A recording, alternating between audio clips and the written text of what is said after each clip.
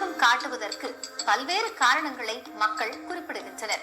Crypto கரன்சியை சொத்தாக பார்ப்பதே முக்கிய காரணமாக உள்ளது. வங்கிகளால் அல்லாமல் பரவலாக்கப்பட்ட அமைப்பால் நிர்வகிக்கப்படுவது முதலீட்டாளர்களை கவர்ந்துள்ளது.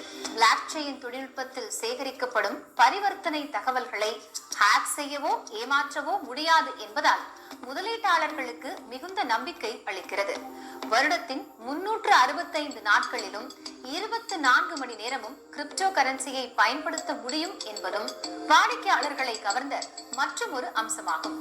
கிரிப்டோ கரன்சி டிஜிட்டல் பணமாக உள்ளதால் அதனை எந்த நாட்டிலும் பயன்படுத்த முடியும் என்பது முக்கிய பலனாக உள்ளது.